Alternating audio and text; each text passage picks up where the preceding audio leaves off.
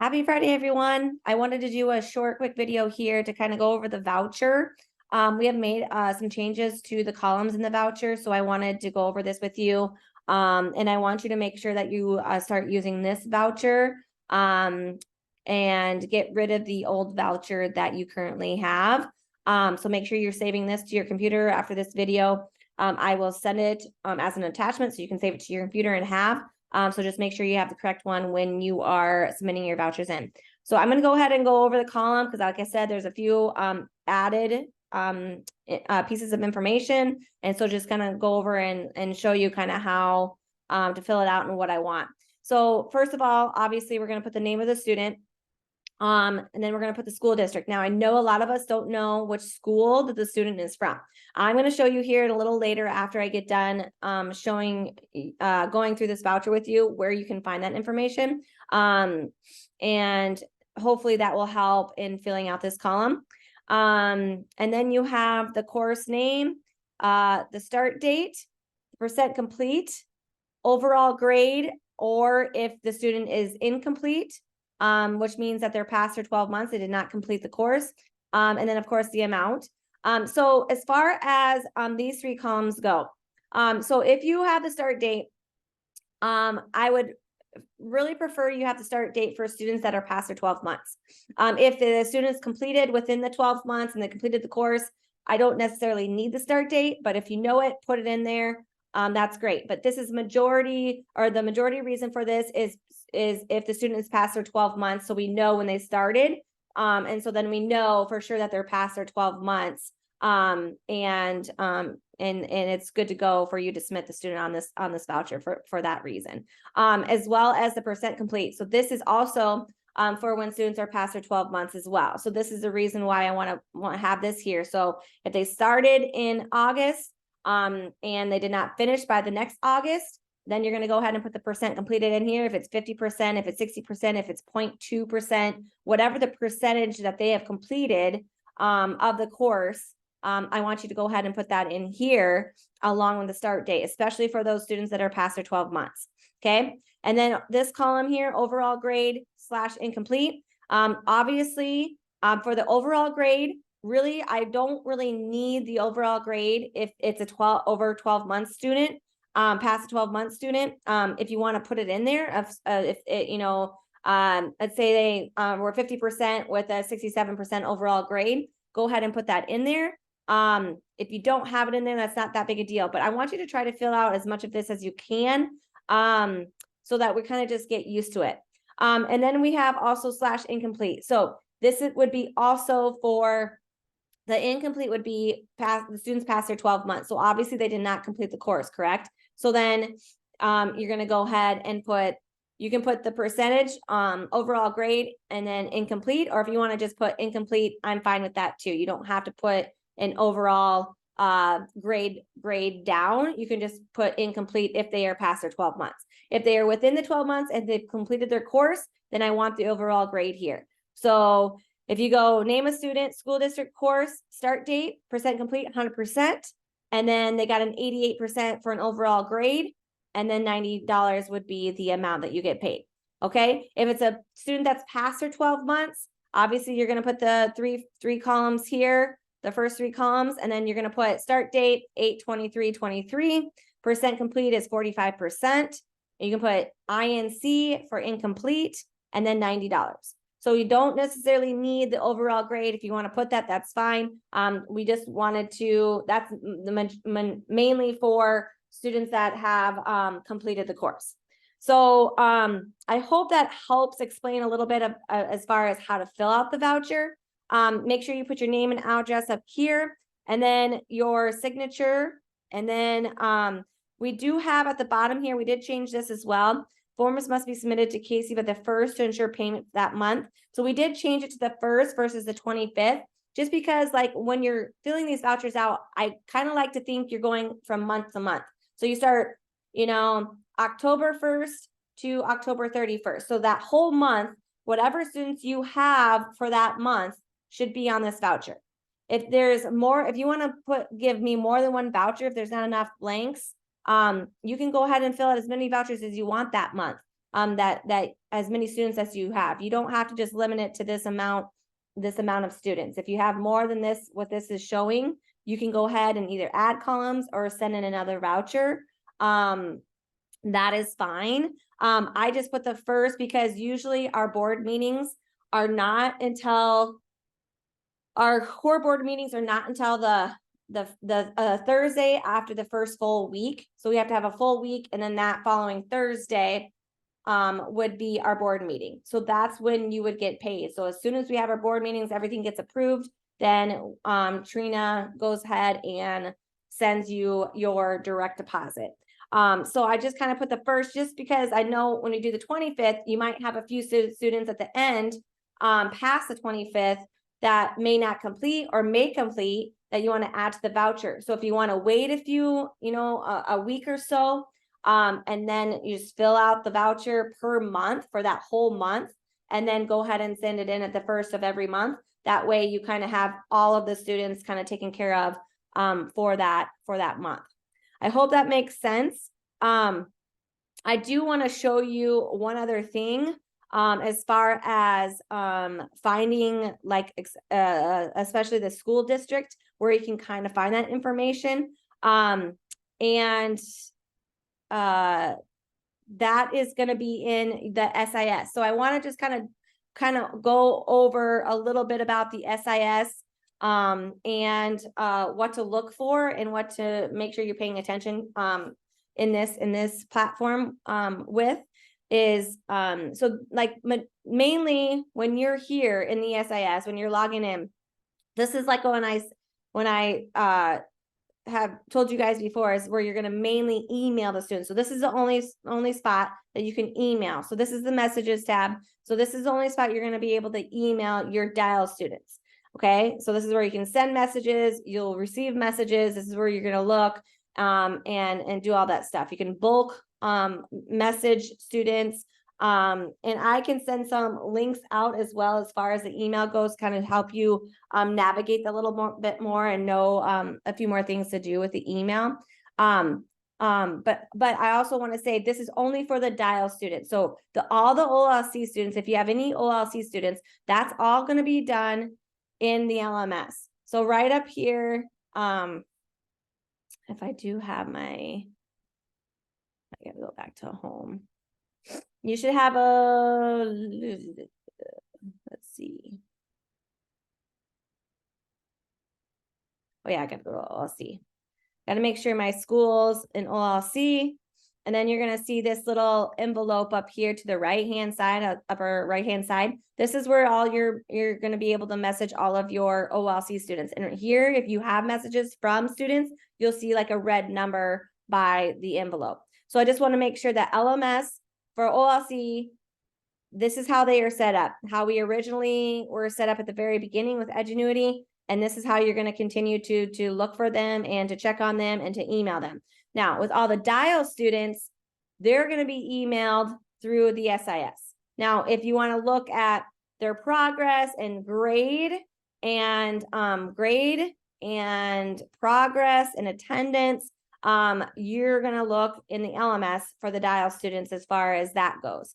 You can look on the dashboard. You can look up individual students. If you want to go to your user group even, you can look at all your students through your user group. Now, I don't have a user group set up because I don't have students assigned to me, but you can go into manage user groups, click your user group, and then all of your students will pull up that way as well.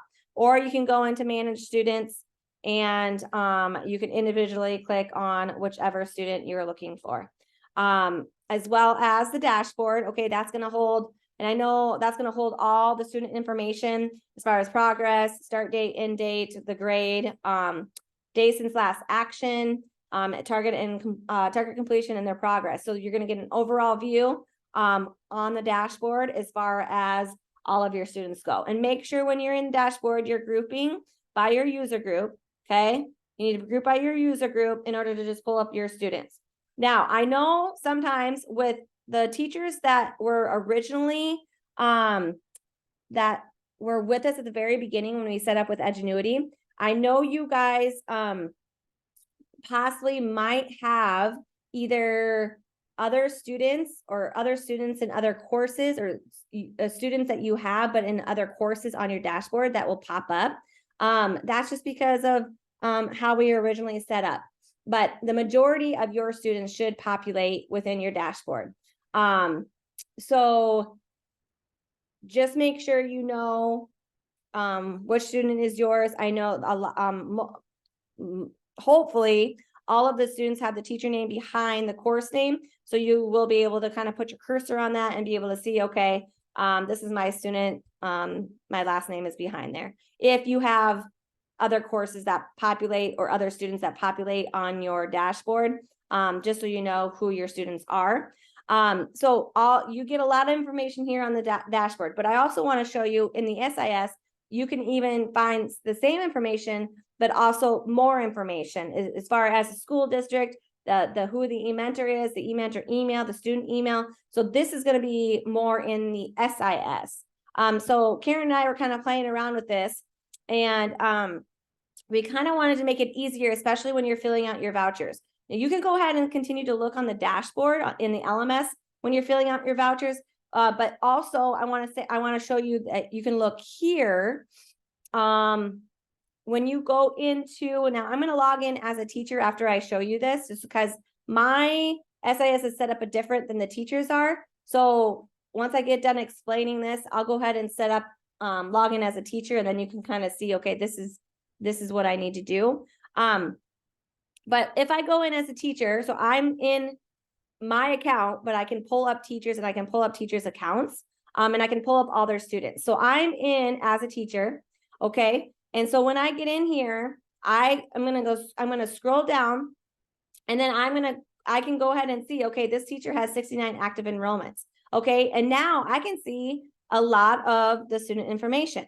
So obviously this is in the SIS, the student information system. So that's going to populate a lot of different information for the student. So whatever you're not getting from the dashboard, you can come over here and get from the SIS. So for example, the local school name. So you will see the student name, the course name, and the local school name. So when you're filling out that voucher, this is where you can find that information. Start date, end date, percent complete, grade overall graph or value or percentage. And also we added need scoring and need retake. So if you come here, which everybody should have this pulled up every day, and be looking on here as far as for messages, but you can also look at percent complete. You can also look at overall grade. You can look at if that specific student in that course needs any scoring or needs any retakes. It's going to populate here. You'll have a yes if there is anything that needs scoring and grading or retakes. And then also the mentor email. So you'll see who the mentor is and what email. So when you send emails, like I've said before, make sure that you put that mentor on that email and CC them so that they are aware of all communication that's being had between you and the student, and they're aware of what's going on.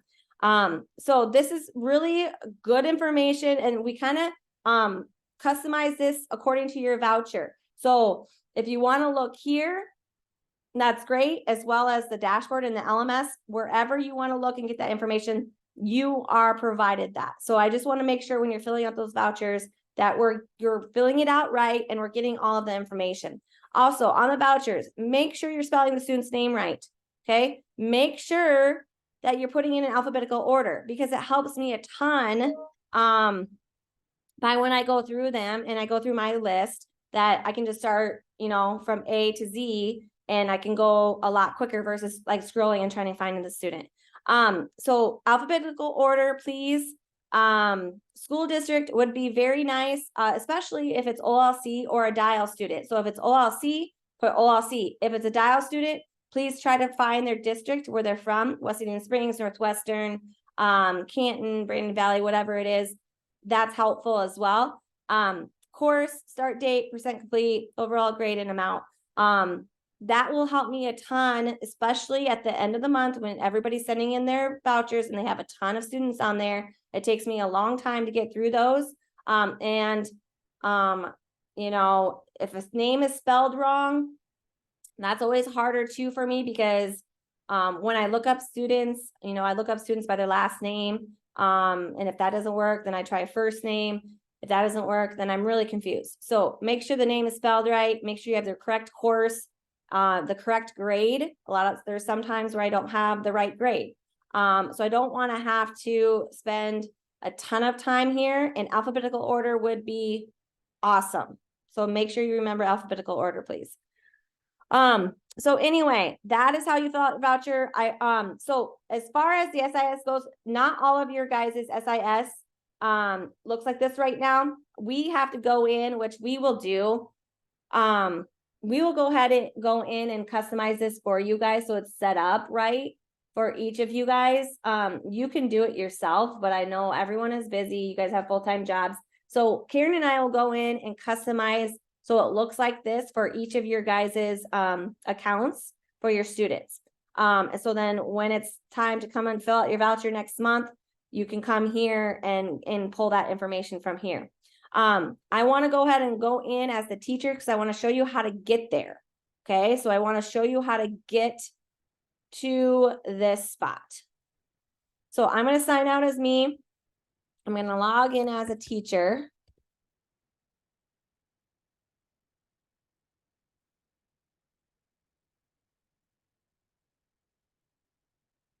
Okay, so you should have this pulled up every day along with the LMS and the dashboard on that side, because you're going to be looking here for messages, and then you're going to be toggling back and forth between this and your dashboard and the LMS to check and see, you know, on this, check on the students to see more details on the progress and whatnot. And if you need to do any action here, because obviously we have a ton of alerts, by the way, on this dashboard. We go all the way up to page 11 for all of our alerts. So there's a lot of grading that needs to be done. So make sure that we're getting that done, and make sure that we're checking on 100% completers, getting those sent in on a timely manner. I have found some completions on here that are past like, 10 days and I still haven't got the completion yet. So make sure you're getting those sent in a timely manner, so I can get those sent to the district, as well as getting to these alerts. Okay, so make sure that that is being done. So I'm in the SIS as a teacher. So when I go in as a teacher, see how it looks a little bit different. These are set up a little bit different. You don't have as much stuff on the side here. So I'm going to go in at enrollments. Let's see. I want to make sure I'm doing this right. I'm not used to this. So yes, I need to go into enrollments. So I'm going to click on the enrollments tab. Okay. Click on the enrollments tab at the top. Then I have to click on district. I got to go to core, school. I got to hit virtual school. And then I'm going to come down here and I'm going to click get data. So when I click on get data, this is going to populate all of your students. So here, there aren't going to be any new courses, any new students that populate here. This is all of any course you teach and any student that you have in that course. So, that's the difference between this SIS and the dashboard. Dashboard, you might see other courses or maybe other students listed there, which you shouldn't, but you do. Some of those, like I said earlier, some of those teachers that were added at the very beginning when we signed up with Edgenuity, you might see a few courses that shouldn't be there. But here, you shouldn't see any of that, okay? You shouldn't see any different courses or any students that are not yours, okay? So it's a little bit more clean cut. This kind of follows the voucher and what we have set up for that. So I just want to say it again. So you're going to log in as you. You're going to click on enrollments, okay? You're going to click on the district, click on the school. You're going to click on get data.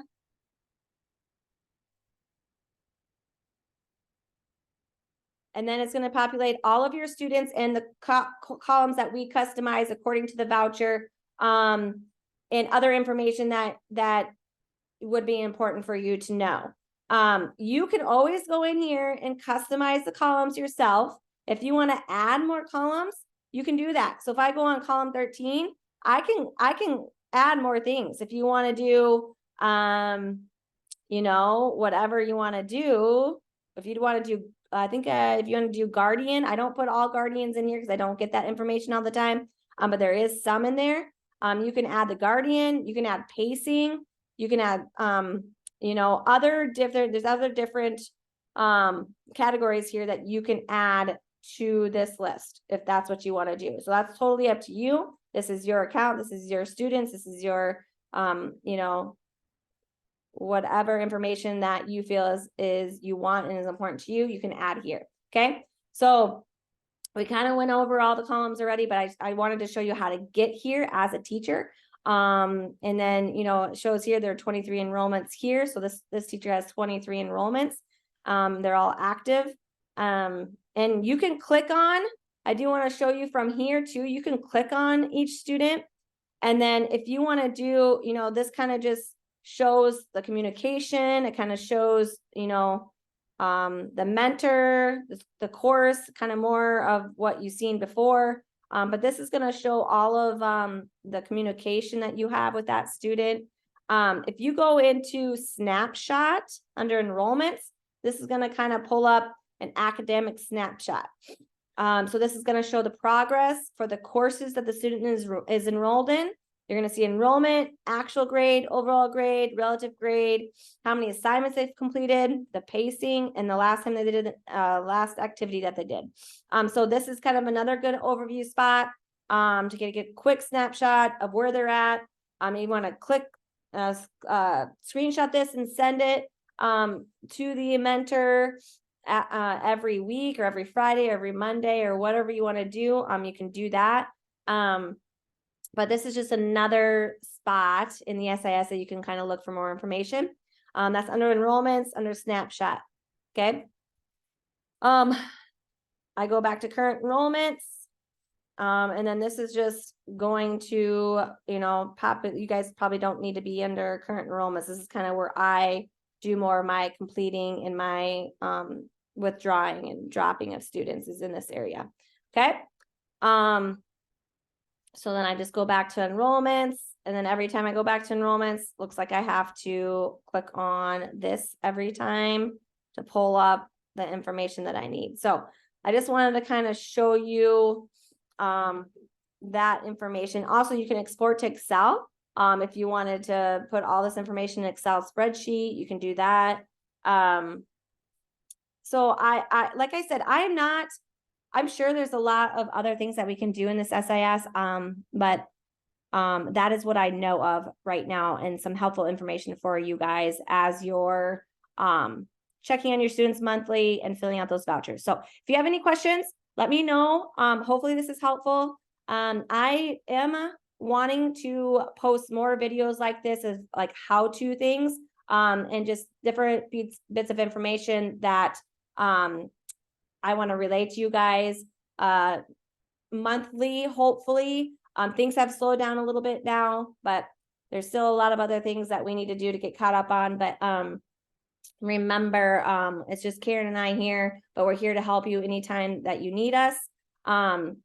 We have hopefully passed our busy time of the year right now. Obviously, the beginning of the school year is always hectic, a lot of registrations, a lot of things going on. But things have slowed down a bit. So now, you know, there's more time for a few other things. So hopefully I do want to try to get more communication with you guys and more information out to you to how can I help you better. Check on your students, communicate with your students, making sure you're getting those, getting assignments graded and communicating with the district as best as you can. But this is a good start here. So hopefully more videos come in the future for you. Okay. And if you have any questions about anything, email us and we are glad to help you. All right. All right. Thank you, everyone. Have a good weekend.